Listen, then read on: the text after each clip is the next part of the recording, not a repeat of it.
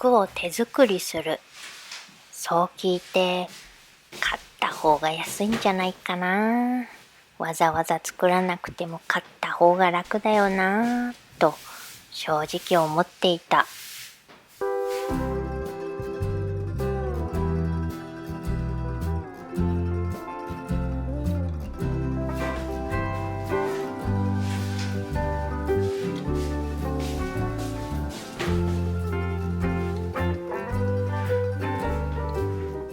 ブラウスを作ろうとして必要な生地を買ったら4675円だった。その生地代の半額以下のブラウスは街のお店には山ほど売られている。生地代以外にも糸やボタンが必要な時もあるし、何より作る労力が必要だ。失敗して着れない服になるリスクまである。やっぱり買う方が楽だし安いな。これが私が独学で洋裁を始める直前に考えていたことだ。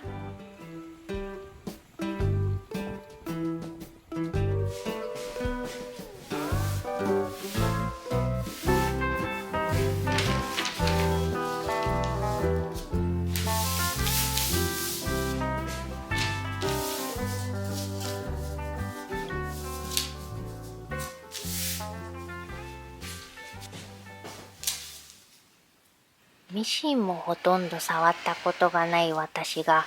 洋裁を始める直前に思っていた。買う方が楽だし安いというのは本当にその通りだったのだろうか。ミシンを始めて最初の 2,3 年はただひたすら服をたくさん縫った。初めて四苦八苦しながら作ったブラウスはとても上出来とは言えない仕上がりだったが、今まで買うとツンツルテンだった袖の長さも調節したせいか着心地がとても良かったのだ。とっても嬉しい気持ちと同時に、私のワードローブはすべて手作りしたい気持ちがムクムク湧いてきて、まずは私の着る服のレパートリーを少しずつ作っていった。合わせて3人の子供たちの服も同じようにどんどん手作りしていった。どんどん縫って3年目くらいになると自分の服はほとんどが手作り服になった。あとは自分が着たい服ができたら作り、3人の子供たちは成長に合わせてその都度作っていった。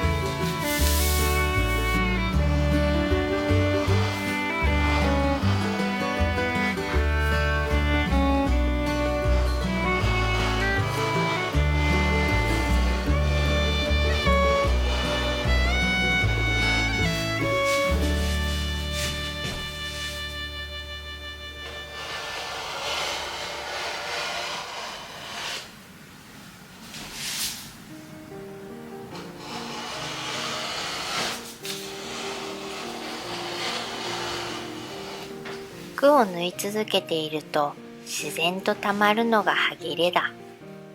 最初は服を作りたくてミシンを走らせていたけれど、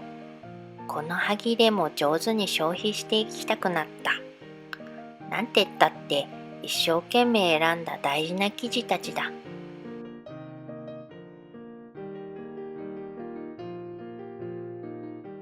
おまけにお洋服と思い出が重なって私には捨てられなかった。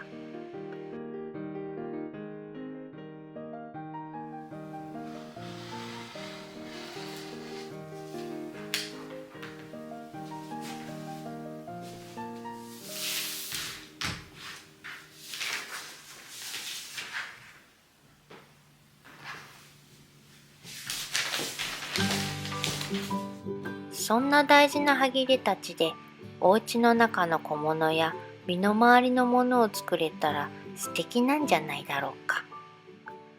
服作りは続けてきてだいぶ慣れていたけれど、小物作りももちろん初心者。いろいろな本や動画を見ながら、まずはお家の中の必要なものから作っていった。クッションカバーにランチョンマット、台所の布巾やミトンに鍋敷き、秋冬には子供たちのルームシューズ、それからカーテン。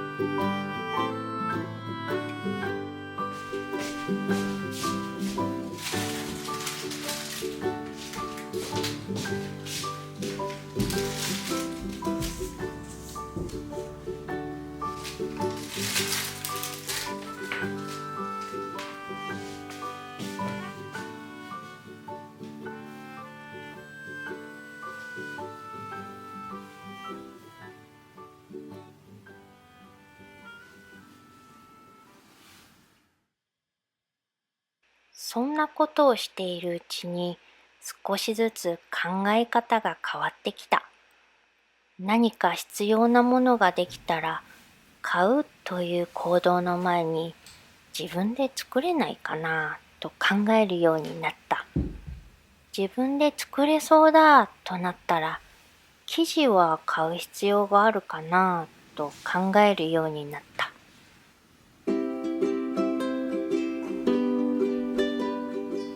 作っていて分かったことは、小物作りは洋服を作ったはぎれでほとんどが作れるということだ。洋服に比べて小さな布でも作り上げることができる。足りないときは継ぎはぎ。そう、パッチワークだ。パッチワークに興味があったわけじゃないけれど、足りない部分を継ぎはぎしていくうちに自然にパッチワークを学んだ。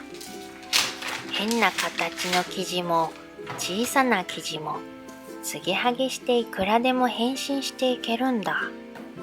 大きな布に生まれ変われるんだと実感していった。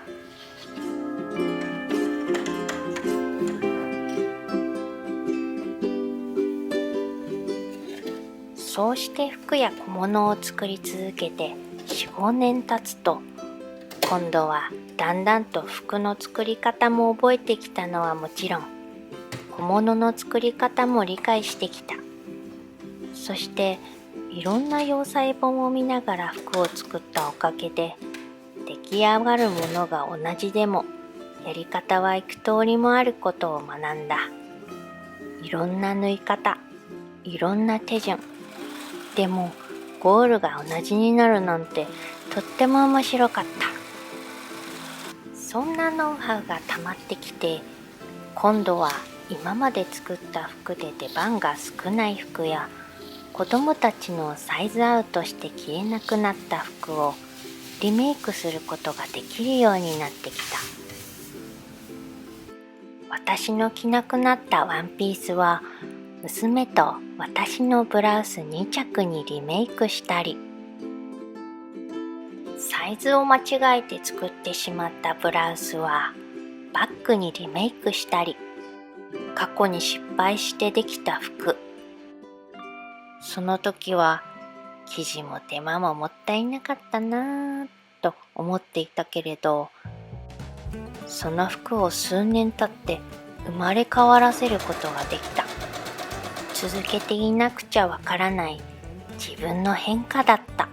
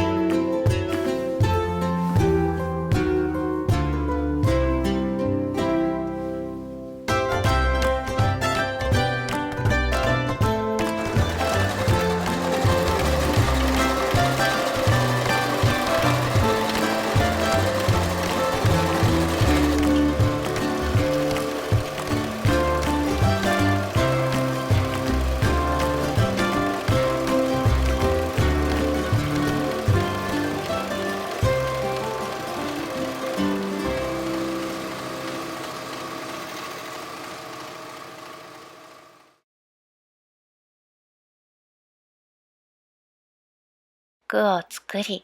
はぎれで小物を作って、そしてまた出た小さなはぎれをパッチワークしてまた作る。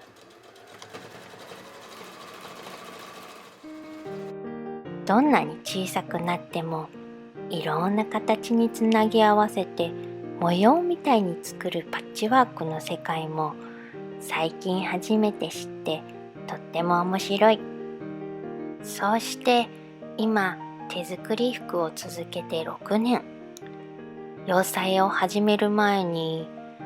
買った方が安くて楽だと思っていた私は、その時に見えていなかった価値に徐々に気づいてきた。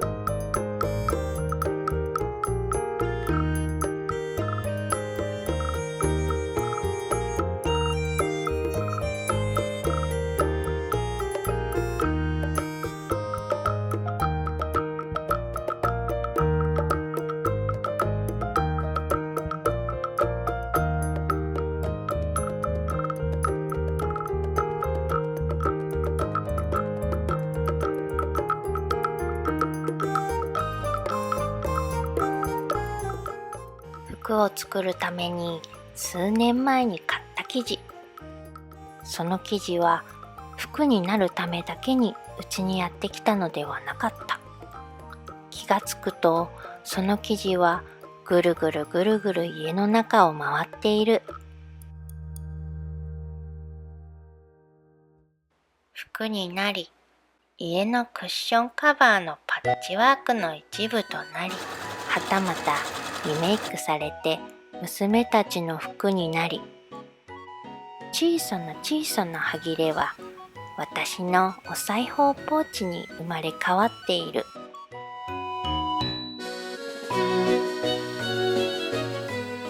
そして何より作ることは楽しくて嬉しくて何より贅沢だ。自分で生地を選ぶ。どうやって作られたか、どこで作られたか、どんな素材か。そうして一生懸命選んで自分で服を作る。そんな服はとっても贅沢だ。そしてその服も余った歯切れも何年もかけて家中をぐるぐる回る。今はそれが贅沢なことだなぁと感じる。そして私は今日もまたそのお裁縫ポーチを持ってまた小さな歯切れをつなぎ合わせるのだった。